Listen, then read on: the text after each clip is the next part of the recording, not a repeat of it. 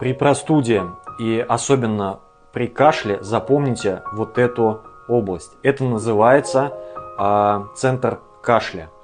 Если наклеить сюда перцовый пластырь или горчичник, то можно вылечить кашель не хуже, чем если бы вы наклеили горчичник себе на бронхи и на легкие.